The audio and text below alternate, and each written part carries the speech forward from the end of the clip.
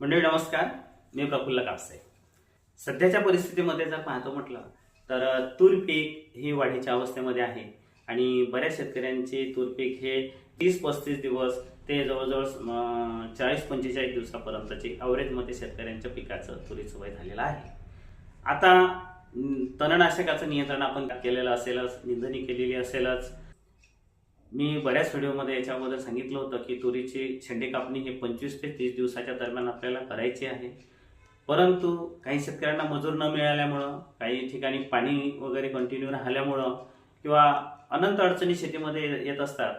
तर ज्या शेतकऱ्यांची शेंडेफोडणी राहिली त्यांनी मात्र आता शेंडेफोडणी करायला हरकत नाही. बऱ्याच शेतकऱ्यांचे फोन येत आहे की साहेब आता तुम्ही सांगितलं होतं की 25 ते 30 दिवसामध्ये शेंडेफोडणी करायची आणि आज जर पाहतो म्हटलं तर आमचं पीक 35-40 दिवस 45 दिवसापर्यंत झालेलं आहे, तर मग करू की नाही. तर मंडळी हे बघा, निसर्गाचा नियम आहे. शेंडा फुटल्यानंतर त्याला जे खालून फुटवे येतात ते ताकदवान येतात आणि झाड हे जोमदार बनते आणि निश्चितच उत्पादनामध्ये खूप वाढ होते. म्हणून जरी वेळ 25-30 दिवसाची याच्यासाठी आम्ही सांगत राहतो की त्यावेळेस झाड जे आहे ते जवळजवळ हितभराचं एवढं राहते आणि एवढ्या झाडामध्ये जर आपण शेंडाचा कट केला तर त्याचे खालून असे मोठे मोठे फुटवे येतात, झाड हे झुडपासारखं बनते. आता आपल्या पिकाचं वय जवळपास एवढं झालं असेल 1.5 फूट, 2.5 फूट पर्यंत, एवढं 1.5 फूट पर्यंत. तर यावेळेस जर शेंडे फुटले तर थोडेसे जे फुटवे आहे ते थोडेसे वरून येतील, पण फरक काही पडत नाही. म्हणून शेंडे फुटायचे की नाही अशात वेळ घालवण्यापेक्षा अजूनही वेळ गेलेली नाही. आपण शेंडे हे तुरीचे फुटू शकता. जिथं माडी तूर आहे किंवा जिथं तुरीजवळ सोयाबीन इकडून तिकडून जागा सुटलेली आहे त्या ठिकाणी. आता ज्या ठिकाणी सोयाबीन अधिक तूर आहे आणि तुरीपासून इकडून तिकडून जास्त जागा सुटलेली नाही, म्हणजे जवळपास पाहतो म्हटलं तर 6 तास सोयाबीनचे 1 तास तुरीचं किंवा 4 तास सोयाबीनचे 1 तास तुरीचं अशी आपल्या बऱ्याच भागात लागवड राहते.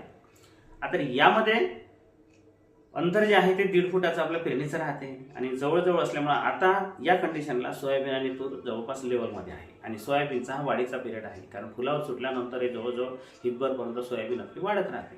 अशा ठिकाणी जर शेंडे फोडणी आपली राहिली असेल, केली नसेल तर मात्र थोडं थांबून जा.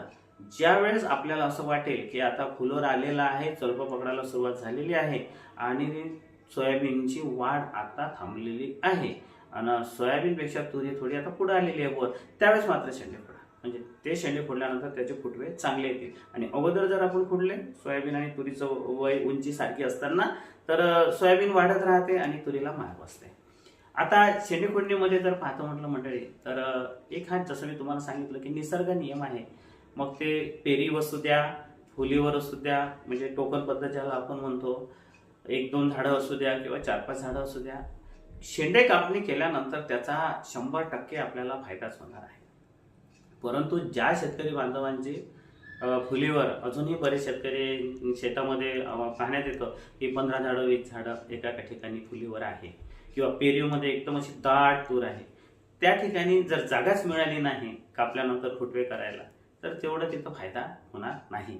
म्हणून तशा ठिकाणी मात्र शेंडे फोडणी न केलेलीच बरी, कारण तिथं नॅचरली झाडाची संख्या सुद्धा भरपूर आहे आणि पुढं व्यवस्थित जर नियोजन केलं तर ते सुद्धा उत्पादन देणारच आहे. फक्त त्याची ते काडी तेवढी बनत नाही आणि वातावरणाला पीक हे मग कमी जास्त जेव्हा वातावरण होतं तेव्हा पीक हे बळे पडते.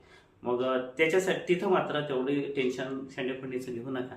परंतु ज्या ठिकाणी मस्तपैकी 1-2 झाडं आहे, 3 झाडं आहे आणि पेरीमध्ये सुद्धा मोकळी आहे त्या ठिकाणी शेंडे फोडणी करून घ्या. आता शेंडे फोडणी केल्यानंतर बुरशीनाशक फवारायचं की नाही फवारायचं? मंडळी, तूर पीक हे बुरशीला सहनशील आहे. म्हणजे वातावरणातला बदल आहे, ढगाळ वातावरण आहे, जसं बॅक्टेरिया ब्लाइट आहे, अँग्युलर लीफ स्पॉट आहे, फायटोप्तेरा आहे, अल्टरनेरिया ही बुरशी आहे. ह्या बुरशीला तूर पीक हे बळी पडत राहते. परंतु मंडळी, शेंडे फोडणी केल्यानंतर शेंड्याला चिकटचा स्राव असा बाहेर पडतो, कारण फोडणी आपण करतो मग त्याच्यातून बाहेर पडतो. तर त्याच्यावर थोडीशी अशी जखम झाल्यासारखी होते, पण फारसं नुकसान होत नाही. शेंडा फुटल्यानंतर आपण बुरशीनाशक फवारायला पाहिजेच असं काही कंपल्सरी नाही.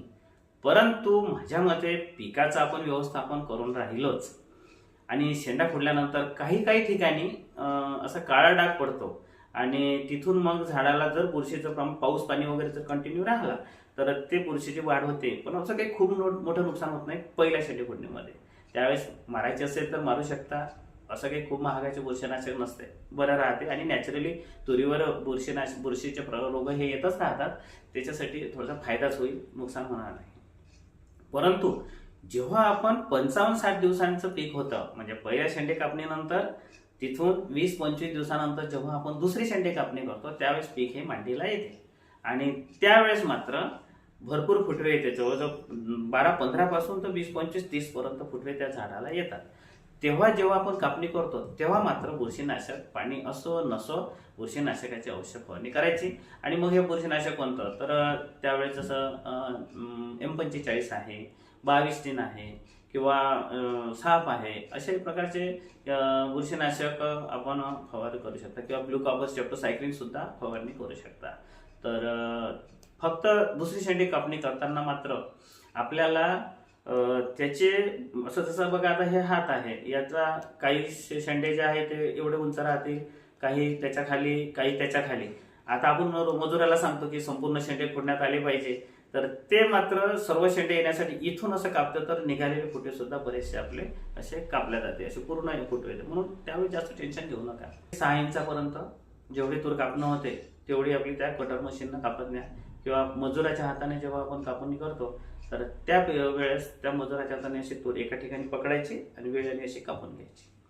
त्या अशी तूर आपण कापा. एकदम जर सर्व शेंडे आपण कापतो म्हटलं तर ते शक्य पण होत नाही. जास्त प्रमाणात तूर जास्त कापल्या जाते आणि तूर हे जास्तीत जास्त 4 बोटे किंवा 6 इंचाच्या वर दुसरी कापणीच्या वेळेस कापू नये. जर जास्त प्रमाणात कापली तर पुन्हा फुटविण्यासाठी वेळ जातो, पण तूर तिकडे पुन्हा 10-15 दिवस लेट जाते. तर हे होतं मंडळी तूर कापणीबद्दलचा थोडक्यात माहिती. ज्या शेतकऱ्यांची शेंडे कापणी राहिली असते तुरीची, त्यांनी कापून घ्या.